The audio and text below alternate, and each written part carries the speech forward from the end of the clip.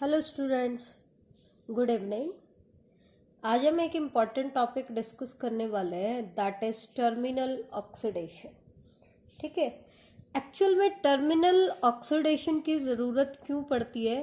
Respiration in plants में आपने पढ़ा कि ग्लूकोज को ब्रेक डाउन करने के लिए और एनर्जी ऑब्टेन करने के लिए ग्लूकोज का सबसे पहले ग्लाइकोलिसिस होता है। अगर हम एरोबिक रेस्पिरेशन की बात करें तो सबसे पहला स्टेप होगा ग्लाइकोलिसिस, और ग्लूकोज कन्वर्ट हो जाता है 2 मॉलिक्यूल ऑफ पायरुवेट।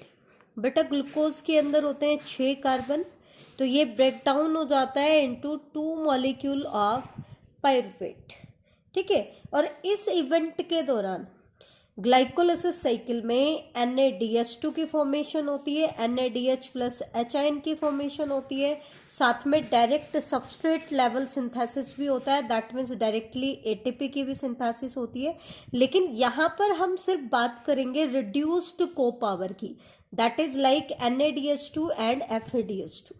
ठीक है, सिमिलरली जब पायरुवेट एसिटाइल कोए में कन्वर्ट होता है ड्यूरिंग द लिंक रिएक्शन, तो उस दौरान भी NADH2 की फॉर्मेशन होती है, NADH प्लस H की फॉर्मेशन होती है। ठीक है, तो सेम NADH प्लस H आपका लिंक रिएक्शन में भी प्रोड्यूस होता है। उसके बाद क्या होता है, एसिटाइल कोए एंटर कर जाता है बेटा सिट्रिक एसिड साइकिल में, और सिट्रिक एसिड साइकिल में ATP भी बनता है, साथ में आपका NADH2 भी बनता है और FADH2 भी बनता है। ठीक है, तो एक्चुअल में क्या होता है, अगर डायरेक्ट ATP की सिंथेसिस हो रही है तो सेल की एनर्जी करेंसी है ATP, तो कोई प्रॉब्लम नहीं है। लेकिन जब रिड्यूस्ड पावर बनती है लाइक NADH2 एंड FADH2, तो इनमें इनके अंदर क्या है, NADH2 और FADH2 के पास बेटा दो दो इलेक्ट्रॉन्स हैं, तो इन इलेक्ट्रॉन्स को एक कैरियर से दूसरे कैरियर के पास ट्रांसपोर्ट करना है। ऐसा क्यों? और ये जो प्रोसेस होता है इसको हम कहते हैं ऑक्सीडेशन, या इसी प्रोसेस को हम कहते हैं बेटा टर्मिनल ऑक्सीडेशन। टर्मिनल ऑक्सीडेशन का मतलब है कि हम क्या करेंगे, NADH2 और FADH2 के पास जो इलेक्ट्रॉन्स हैं उन इलेक्ट्रॉन्स को रिलीज कराएंगे, और ये इलेक्ट्रॉन जब एक कैरियर से दूसरे कैरियर की तरफ ट्रांसफर होंगे तो ये क्या करते हैं बेटा, प्रोटॉन्स को पंप करेंगे मैट्रिक्स से outer chamber of the mitochondria, और इससे क्या होता है, प्रोटॉन ग्रेडियंट डेवलप होता है।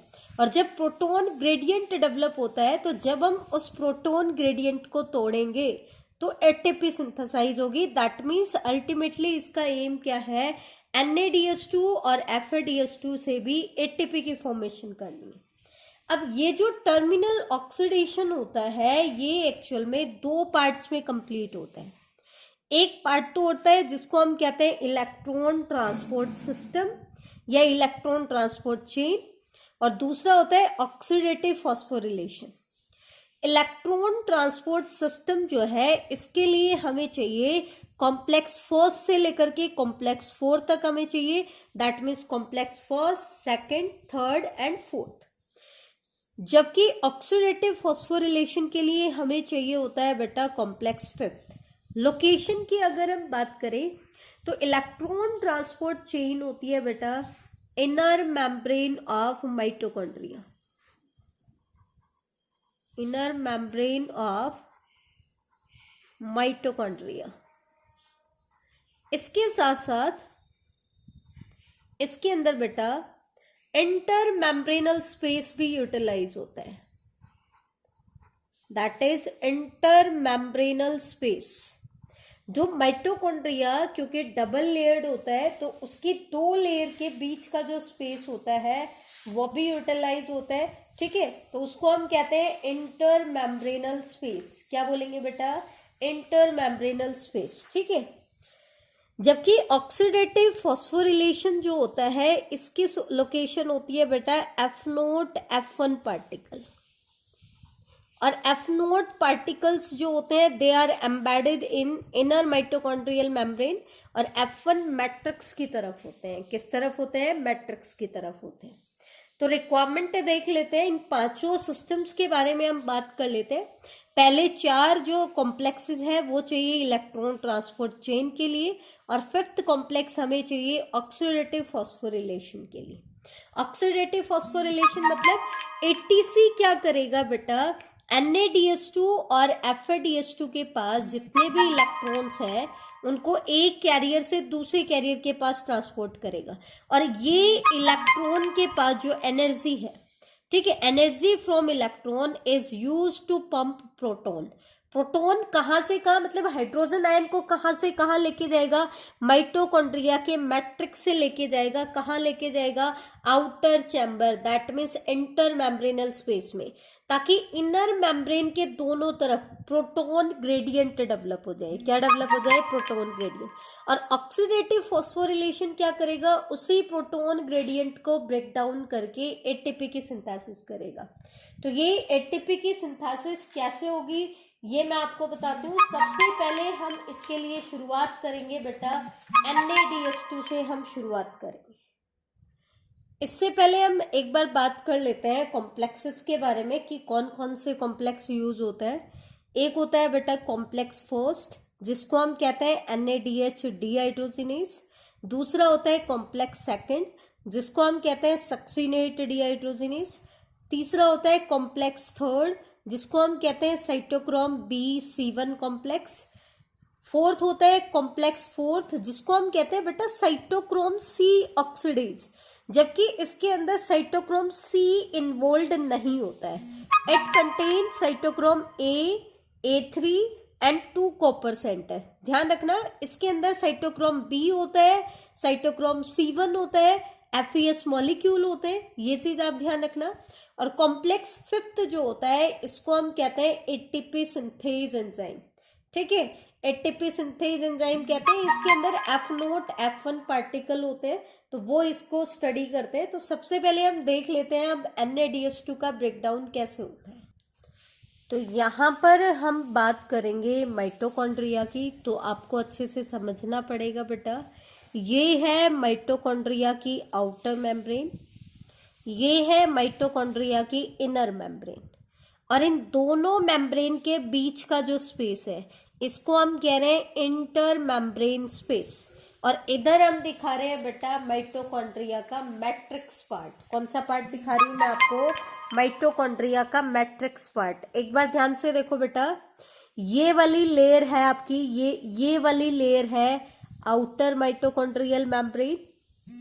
ये जो लेयर मैं आपको दिखा रही हूँ ये है इनर माइटोकॉन्ड्रियल मेम्ब्रेन, जिसके अंदर आपको ये इनग्रोथ दिखाई दे रही है। और ये जो पार्ट है ये है मैट्रिक्स वाला पार्ट। आपने क्या देखा, ग्लाइकोलिसिस साइकिल तो होती है बेटा साइटोप्लाज्म में, फिर एसिटाइल कोई लिंक रिएक्शन आपकी होती है किसके अंदर, माइटोकॉन्ड्रिया में। ठीक है, क्रैब साइकिल भी आपकी कहाँ होती है, माइटोकॉन्ड्रिया के मैट्रिक्स में होती है। और आपकी उसके बाद टर्मिनल ऑक्सीडेशन जो है ये भी आपका माइटोकॉन्ड्रिया में होता है। और इसमें क्या इन्वॉल्व होता है बेटा, ध्यान रखना, प्रोटॉन ग्रेडियंट कैसे होगा, मैट्रिक्स में हाइड्रोजन आयन की कंसंट्रेशन कम होती जाएगी और आउटर चैम्बर में हाइड्रोजन आयन की कंसंट्रेशन क्या होती जाएगी, बढ़ती जाएगी।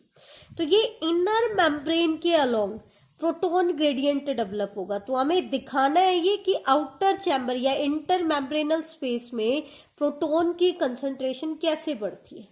तो उसके लिए हमें NaDH2 को NaD में कन्वर्ट करना पड़ेगा, या जो FeDH2 करेंसी बनी है उसको किस में कन्वर्ट करना पड़ेगा, FeD में कन्वर्ट करना पड़ेगा। तो वो हम कैसे करेंगे, तो सबसे पहले हम ब्रेकडाउन देखेंगे NaDH2 का बेटा। तो ये देखो, NaDH2 के ब्रेकडाउन में 4 कॉम्प्लेक्स इन्वॉल्व होते हैं बेटा। सबसे पहली चीज तो आपके माइंड में ये क्लियर होनी चाहिए, complex first, complex third, complex fourth और कॉम्प्लेक्स फिफ्थ हमें चाहिए टर्मिनल ये ऑक्सीडेटिव फॉस्फोरिलेशन के लिए। इसकी इलेक्ट्रॉन ट्रांसपोर्ट चेन के लिए हमें सिर्फ 3 ही कॉम्प्लेक्स चाहिए, complex first, complex third and complex fourth. Complex second का NaDH2 के ऑक्सीडेशन में कोई रोल नहीं होता है। अब होता क्या है ये चीज ध्यान से देखो, एक्चुअल में क्या होता है, यहाँ पे जो फर्स्ट कॉम्प्लेक्स होता है वो होता है NaDH डिहाइड्रोजिनेज एंजाइम। जो क्या करेगा बेटा, NaDH2 में से हाइड्रोजन को निकालेगा।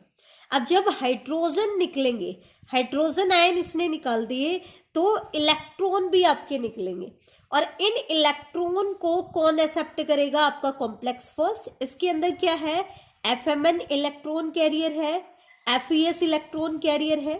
तो जब ये NADH डिहाइड्रोजिनेज एंजाइम इसमें से इलेक्ट्रॉन निकालता है और बाकी के कॉम्प्लेक्स इसको कैरी करते हैं, तो ये जब अगले कैरियर को इलेक्ट्रॉन ट्रांसपोर्ट करेंगे, तो उस दौरान मैट्रिक्स से 4 हाइड्रोजन आयन लेकर के किस में डालेंगे बेटा, आउटर चैम्बर में। तो इससे क्या होगा, मैट्रिक्स में हाइड्रोजन आयन की कंसंट्रेशन कम होगी और आउटर चैम्बर में हाइड्रोजन आयन की कंसंट्रेशन क्या हो जाएगी, ज्यादा हो जाएगी। बेटा यूबिक्विनोन, क्यू से जिसको हम कह रहे हैं कोएंजाइम क्यू भी कहते हैं, ये एक्चुअल में एक मोबाइल कैरियर है। क्या है, मोबाइल कैरियर। ये क्या करता है, कॉम्प्लेक्स फर्स्ट से इलेक्ट्रॉन को कैरी करेगा और कहाँ लेके जाएगा, कॉम्प्लेक्स थर्ड के पास लेके जाएगा। कहाँ लेके जाएगा बेटा, ध्यान रखना, ये कॉम्प्लेक्स फर्स्ट से इलेक्ट्रॉन को लेगा और कहाँ लेके जाएगा, कॉम्प्लेक्स थर्ड के पास। कैसे लेके जाएगा, जैसे ही यूबिक्विनोन ने इलेक्ट्रॉन लिए, क्योंकि इसके पास 2 इलेक्ट्रॉन थे, तो इसके ऊपर 2 नेगेटिव चार्ज आ गया। अब चार्ज को बैलेंस करने के लिए ये मैट्रिक्स से क्या लेगा बेटा, हाइड्रोजन आयन लेगा। तो फिर से मैट्रिक्स में हाइड्रोजन आयन की कंसंट्रेशन क्या होगी, कम होगी। तो ये किस में कन्वर्ट हो जाएगा, रिड्यूस्ड यूबिक्विनोन, जिसको हम यूबिक्विनोल भी कहते हैं, जिसको हम रिप्रेजेंट करेंगे UQH2, क्योंकि हाइड्रोजन इसमें ऐड हो गया है। तो ये एक मोबाइल कैरियर है जो इनर मेम्ब्रेन में ट्रांसपोर्ट होता है, कॉम्प्लेक्स फर्स्ट से कॉम्प्लेक्स थर्ड की तरफ इलेक्ट्रॉन को लेके जाते हैं। फिर कॉम्प्लेक्स थर्ड के अंदर जो साइटोक्रोम बी होता है वो इन इलेक्ट्रॉन को एक्सेप्ट करता है, FES को ट्रांसपोर्ट करता है। फिर साइटोक्रोम C1 होता है, दैट मीन्स कॉम्प्लेक्स थर्ड जो है उसके अंदर क्या क्या कंपोनेंट है, कौन कौन से इलेक्ट्रॉन कैरियर है, साइटोक्रोम B C1 कॉम्प्लेक्स कहते हैं। तो साइटोक्रोम B है, FES है, साइटोक्रोम C1 है। तो जब ये इलेक्ट्रॉन अगले मोबाइल कैरियर को ट्रांसमिट करेंगे, अगला मोबाइल कैरियर होता है बेटा साइटोक्रोम C। ये भी मोबाइल है, मूवमेंट करता है। आउटर चैम्बर से ऐसे ही इलेक्ट्रॉन लेके जाएगा, आउटर चैम्बर में से होते हुए, और किस में लेके जाएगा, फिर आपके कॉम्प्लेक्स फोर्थ के पास लेके जाएगा। तो ये भी एक मोबाइल कैरियर है। ये प्रेजेंट होता है आउटर मेम्ब्रेन की तरफ और फिर ऐसे इनर मेम्ब्रेन की तरफ इलेक्ट्रॉन को ट्रांसपोर्ट करता है। ठीक है, तो इस दौरान जब ये इलेक्ट्रॉन साइटोक्रोम C को देगा, तो उस दौरान मैट्रिक्स से 4 हाइड्रोजन आयन किस में ट्रांसपोर्ट कर देगा बेटा, आउटर चैम्बर में। तो फिर से मैट्रिक्स में हाइड्रोजन आयन की कंसंट्रेशन कम हो जाती है और आउटर चैम्बर में हाइड्रोजन आयन की कंसंट्रेशन बढ़ जाती है। फिर क्या होता है, कॉम्प्लेक्स फोर्थ क्या कहा था हमने, साइटोक्रोम C ऑक्सीडेज, लेकिन बेटा इसके पास इसका कंपोनेंट साइटोक्रोम C नहीं है। इसके पास क्या है, साइटोक्रोम A3 और 2 कॉपर सेंटर है। तो ये इसको इलेक्ट्रॉन देगा और जो फाइनल इलेक्ट्रॉन एक्सेप्टर होगा यहाँ पे, वो फाइनल इलेक्ट्रॉन एक्सेप्टर क्या होगा, ऑक्सीजन होगा। ये सबसे इंपॉर्टेंट है, ध्यान रखना। यहाँ पे आपकी ATC साइकिल कंप्लीट हो जाती है। तो ATC साइकिल में जो फाइनल इलेक्ट्रॉन एक्सेप्टर है, वैसे तो बहुत सारे कैरियर है, ये आपने देखे। अगर आप FADH2 को ब्रेक डाउन करोगे तो अलग टाइप के कैरियर होंगे, और NADH2 को हमने ब्रेक डाउन किया तो कॉम्प्लेक्स फर्स्ट आया, फिर थर्ड आया, फिर फोर्थ आया। लेकिन फाइनल इलेक्ट्रॉन एक्सेप्टर दोनों में ही क्या होगा, ऑक्सीजन। ऑक्सीजन क्या करता है, 2 इलेक्ट्रॉन तो इससे ले लेगा साइटोक्रोम A3 से, और इसके ऊपर 2 नेगेटिव चार्ज आ जाएगा। तो उस चार्ज को बैलेंस करने के लिए ये मैट्रिक्स से क्या ले लेगा, 2 हाइड्रोजन आयन, और किस में कन्वर्ट हो जाएगा बेटा, वाटर में। तो ये वाटर जो बनता है ये क्या कहलाता है, मेटाबॉलिक वाटर। और 2 हाइड्रोजन आयन मैट्रिक्स से किधर चले जाएंगे, आउटर चैम्बर में। अब आप कहोगे कि जब यहाँ पर इलेक्ट्रॉन ट्रांसपोर्ट हो रहे थे तो 4 हाइड्रोजन ट्रांसपोर्ट हो रहे थे, यहाँ पर 2 क्यों हो रहे, क्योंकि बेटा 2 हाइड्रोजन आयन आपके ऑक्सीजन के साथ यूज हो चुके हैं। ट्रांसपोर्ट तो 4 ही होते, लेकिन 2 हाइड्रोजन आयन किसने ले लिए, ऑक्सीजन ने ले लिए, और वो किस में कन्वर्ट हो गया, वाटर में। तो इस तरीके से आपने देखा कि 2 मोबाइल कैरियर है, यूबिक्विनोन या रिड्यूस्ड कोएंजाइम भी बोल देते हैं, एंड साइटोक्रोम C। यहाँ पे आपकी एटीसी साइकिल कंप्लीट हो जाती है। तो एटीसी ने क्या काम किया, आउटर चैम्बर में प्रोटॉन की कंसंट्रेशन को बढ़ा दिया और मैट्रिक्स में प्रोटॉन की कंसंट्रेशन को क्या कर दिया बेटा, कम कर दिया। तो इससे इस मेम्ब्रेन के अलोंग प्रोटॉन ग्रेडियंट डेवलप हो गया। एक तरफ कंसंट्रेशन ज्यादा है हाइड्रोजन आयन की और दूसरी तरफ कंसंट्रेशन क्या है, कम। अब बेटा हाइड्रोजन आयन चले तो गए कॉम्प्लेक्स फर्स्ट से, थर्ड से, फोर्थ से, लेकिन वो वापस इनके थ्रू नहीं आ सकते हैं। वापस मैट्रिक्स में आने का एक ही पाथवे है, that is F0 F1 particle. और जब ये F0 F1 पार्टिकल से ट्रांसपोर्ट होते हैं तो इनसे क्या सिंथेसाइज होता है बेटा, एडीपी एटीपी में कन्वर्ट हो जाता है। एक्चुअल में क्या होता है, एडीपी किसके साथ बाइंड करेगा, इनऑर्गेनिक फॉस्फेट के पास, ठीक है। तो इसकी ये क्या करता है, जब इसमें से प्रोटॉन पास आउट होते हैं तो वो इनऑर्गेनिक फॉस्फेट को एक्टिव कर देते हैं, जिससे वो एडीपी के साथ बाइंड कर जाता है और एटीपी कन्वर्ट हो जाता है। अगर आप स्टैंडर्ड देखो, हायर लेवल की बात करो, तो यहाँ पे आपके 4 हाइड्रोजन आयन, 4 हाइड्रोजन आयन और 2 hydrogen ion, that means 10 hydrogen ion आपके प्रोड्यूस हो रहे हैं। तो डिटेल की अगर हम बात करें तो 1 NaDH2 के ऑक्सीडेशन से हमें बेटा कितने हाइड्रोजन आयन प्रोटॉन ग्रेडियंट पास हो रहा है, हमारे 10 हाइड्रोजन आयन पास हो रहे हैं। और 10 हाइड्रोजन आयन को जब प्रोटॉन ग्रेडियंट हम तोड़ते हैं तो ये बेटा 2.5 एटीपी की प्रोडक्शन करते हैं। स्टैंडर्ड तो ये है, ठीक है, 2.5 एटीपी, क्योंकि 4 हाइड्रोजन आयन के पास होने से 1 एटीपी आपका प्रोड्यूस होता है। लेकिन अगर आप ओल्ड एनसीईआरटी को देखोगे तो ओल्ड एनसीईआरटी क्या कहती है बेटा कि 3 एटीपी बनेंगे। एक्चुअल में वो कैसे बताते हैं वो भी मैं आपको बता देती हूँ, लेकिन स्टैंडर्ड यही है, बिल्कुल एग्जैक्ट यही वाला फिनोमिना है। ओल्ड एनसीईआरटी क्या कहती है कि जब NaDH2 को NaD में कन्वर्ट किया तो इससे जो 2 हाइड्रोजन आयन निकले, वो 2 हाइड्रोजन आयन और 2 इलेक्ट्रॉन निकले, उनको कैरी तो कौन करता है, इलेक्ट्रॉन को कैरी करेगा FMN, ठीक है। और फिर ये FMN क्या करेगा, इलेक्ट्रॉन तो दे देगा FeS को और हाइड्रोजन आयन किस में डाल देगा बेटा, आउटर चैम्बर में। तो ये 2 हाइड्रोजन आयन बता रहा है, जबकि स्टैंडर्ड कैसे है, 4 हाइड्रोजन आयन, ठीक है। फिर ये जाएंगे मोबाइल कैरियर के पास, फिर साइटोक्रोम B, C1, C, ये कॉम्प्लेक्स के पास। तो यहाँ पर फिर से 2 हाइड्रोजन आयन गए और यहाँ पर फिर से 2 हाइड्रोजन आयन गए। तो ओल्ड एनसीईआरटी क्या कहती है कि क्योंकि 3 प्रोटॉन पेयर ट्रांसपोर्ट हो रहे हैं, तो जब ये वापस एटीपीज एंजाइम में से पास होंगे तो पर पेयर 1 एटीपी सिंथेसाइज होती है। ये ओल्ड एनसीईआरटी कहती है, लेकिन न्यू एनसीईआरटी ये वाला डायग्राम कहती है। तो ये तो था NaDH2 का। तो आपको जो कैलकुलेशन करनी है, स्टैंडर्ड तो होती है 1 NaDH2 से 2.5 एटीपी मिलता है, लेकिन हम जर्नली हम एग्रीगेट देख लेते हैं, एवरेज देख लेते हैं। तो हम स्टडी करते हैं, जब काउंटिंग करते हैं तो 1 NaDH2 से 3 एटीपी हम काउंट करते हैं बेटा। अब हम स्टडी करेंगे बेटा ऑक्सीडेशन ऑफ FADH2। तो ये रहा आपका ऑक्सीडेशन ऑफ FADH2। ये आपकी आउटर माइटोकॉन्ड्रियल मेम्ब्रेन है, ये इंटर मेम्ब्रेनल स्पेस है, और ये है इनर मेम्ब्रेन। फॉस्फोलिपिड बाइलेयर है, तो वो हमने दिखा दिए बेटा। FADH2 के ब्रेकडाउन में कॉम्प्लेक्स फर्स्ट का कोई रोल नहीं है, कॉम्प्लेक्स सेकंड है, कॉम्प्लेक्स थर्ड है, कॉम्प्लेक्स फोर्थ है, ठीक है। ETC में 3 कॉम्प्लेक्स हैं, फर्स्ट नहीं है, और NaDH2 में कॉम्प्लेक्स सेकंड इन्वॉल्व नहीं था, थर्ड और फोर्थ कॉमन है। और कॉम्प्लेक्स फिफ्थ किसके लिए चाहिए, ऑक्सीडेटिव फॉस्फोरिलेशन, उस प्रोटॉन ग्रेडियंट को ब्रेक डाउन करने के लिए। तो सबसे पहले क्या होता है, कॉम्प्लेक्स सेकंड जो होता है इसको हम सक्सिनेट डिहाइड्रोजिनेज एंजाइम क्यों कहते हैं बेटा। जब आपने क्रैब्स साइकिल पढ़ी थी तो आपने देखा था FAD से FADH2 कब बन रहा था, जब सक्सिनेट से फ्यूमेरेट बन रहा था। तो ये FADH2 के पास जो 2 इलेक्ट्रॉन है वो हम किसको देंगे, complex second, that is FeS molecule इसके पास होते हैं। और ये इन इलेक्ट्रॉन को किसको दे देगा, यूबिक्विनोन। यूबिक्विनोन आपका फिर से मोबाइल कैरियर है, ये कॉम्प्लेक्स सेकंड से इलेक्ट्रॉन किसके पास लेके जाएगा बेटा, कॉम्प्लेक्स थर्ड के पास।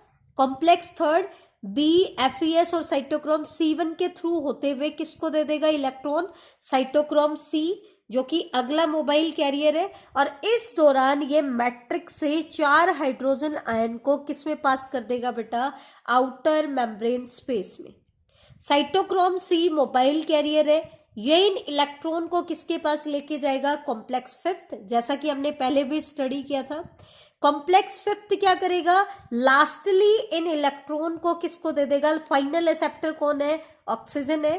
तो ऑक्सीजन क्या करेगी, 2 इलेक्ट्रॉन तो इधर से लेगी और 2 हाइड्रोजन आयन मैट्रिक्स से और क्या बना देगी, वाटर।